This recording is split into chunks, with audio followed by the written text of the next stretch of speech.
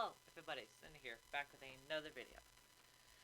I'm recording this one a bit late, so I'm sorry if this one has a lot more errors in it. Let's get into today's video. It's another entry from Dr. Bob. Let's get into this video. Two massive creatures are locked in a fight to the death in the middle of the sea. Destroyers, cruisers, and battleships fire special weapons and harpoons at one of the creatures, attempting to help turn the tide in favor of one. But they appear to have almost no effect on the gigantic monster.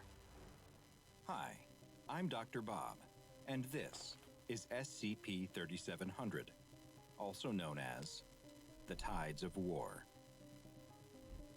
SCP-3700 is what the SCP Foundation has labeled an 800-kilometer circular area in the North Sea, located southeast of Iceland and north of the United Kingdom. The circle contains the Faroe, Orkney, and Shetland Islands. The seafloor is abnormally deep in this area, at roughly 5 kilometers below the ocean surface, roughly 20 times deeper than the rest of the North Sea.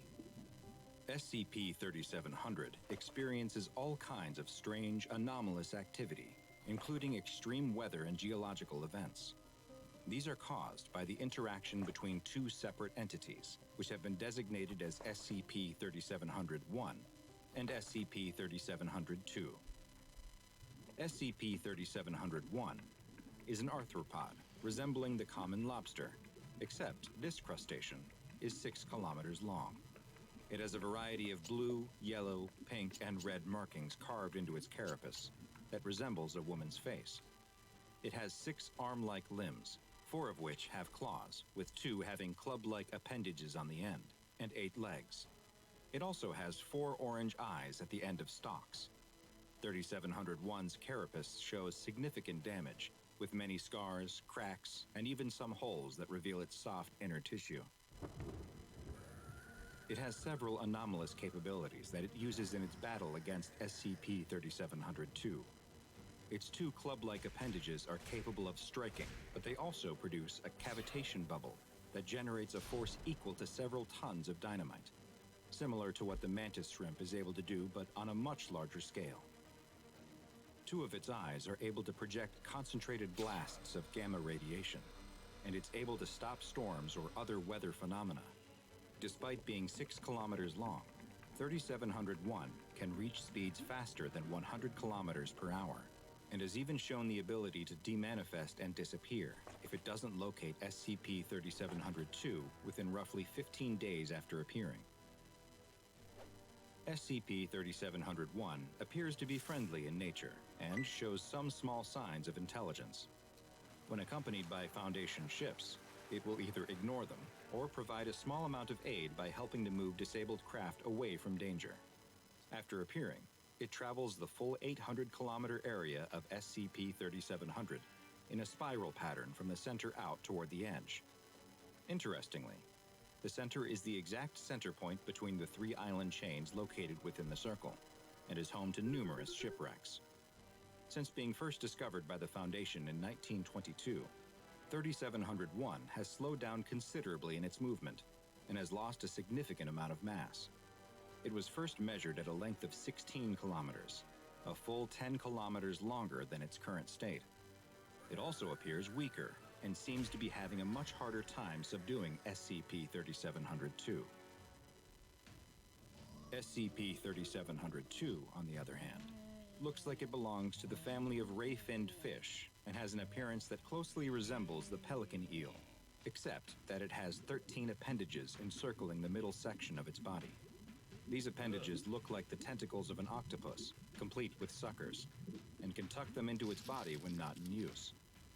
3700-2 is currently 32 kilometers long, and opposite to SCP-3701, it is growing larger, having only been 300 meters long when first identified in 1945. Most of that length is the creature's whip-like tail that ends in a sharpened point. It's currently roughly 1 kilometer wide at its largest point, and each of its 13 tentacles is around 60 meters long. Its most distinctive feature is its massive mouth, which can open up almost 3 kilometers wide. 3702 is black in color with white, purple, and red bioluminescent lines that resemble a man's face on either side of its torso. SCP-3702 can create sudden changes in the weather, generating huge storms and Category 5 hurricanes, as well as massive whirlpools that suck in any vessel within 150 meters before grabbing them with its tentacles and tearing them apart. It's also able to produce high-energy sound waves and streams of blue fire from its mouth that it uses to destroy close-range targets. SCP-3702 appears at random locations within the 800-kilometer area, except during the spring and autumn equinoxes, when it appears at the exact center of SCP-3700. It stays submerged unless it encounters 3701 or another object, and will demanifest roughly 15 days after first appearing. It's extremely hostile to any creature or object that approaches it, and has even been witnessed destroying entire pods of whales. Conventional weapons have no effect on it, and even special anomalous weapons used by the Foundation have only had a moderate effect. Only 3701 has so far been able to subdue it. When SCP-3701 and 3702 do meet each other, they will engage in a prolonged fight, with each attempting to temporarily kill or subdue the other. Historically, the winner of each contest would swap depending on which half of the year it was, with 3701 consistently winning during the Northern Hemisphere's spring and summer, and 3702 winning during the fall and winter. However, since the Foundation has begun implementing containment procedures, SCP-3701 has won the last 64 cycles in a row. A number of changes happen when one of the creatures wins. When 3701 is successful, major storms in the area immediately cease, crop yields double, and local oceanic life increases their reproductive rates by a factor of 3. This can lead to dead zones forming from the overpopulation of certain species of zooplankton.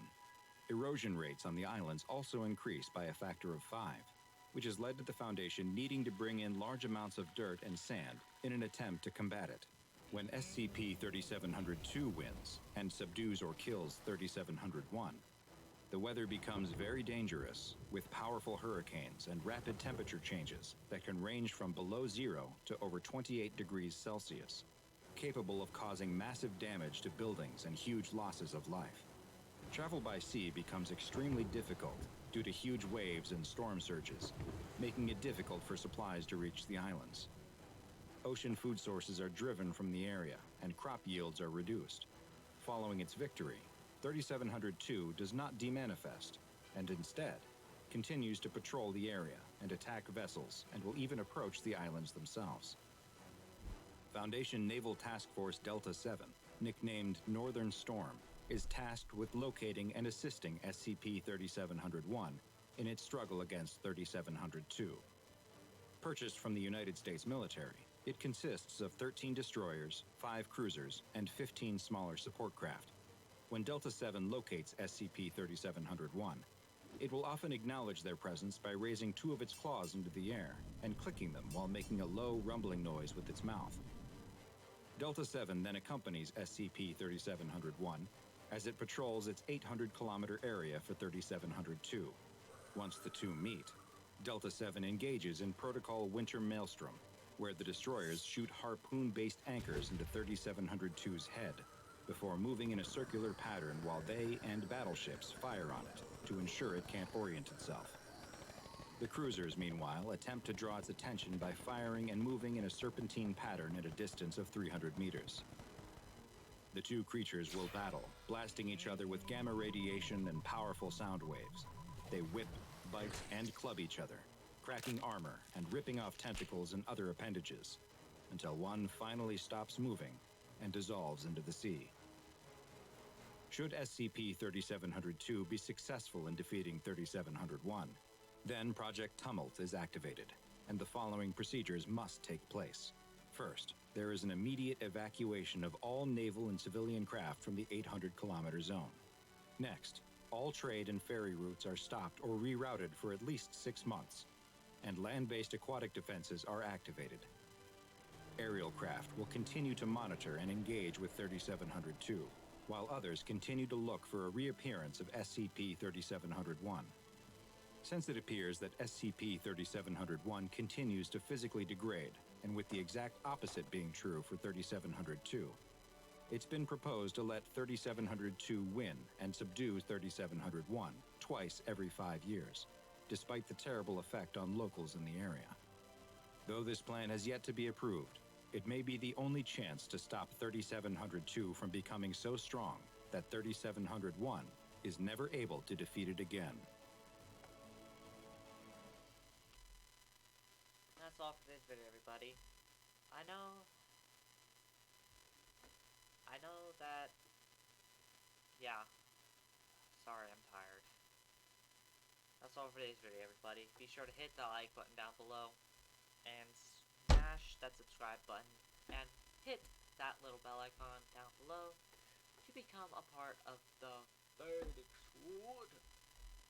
That's all for today's video, everybody.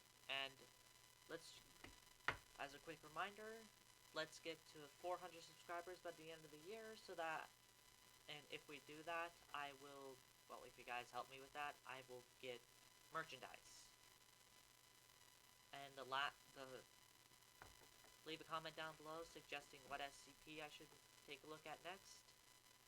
That's all for today's video, everybody. Be sure to hit that like button down below, as stated prior. That's all for today's video. This is Cinder, signing out. Goodbye!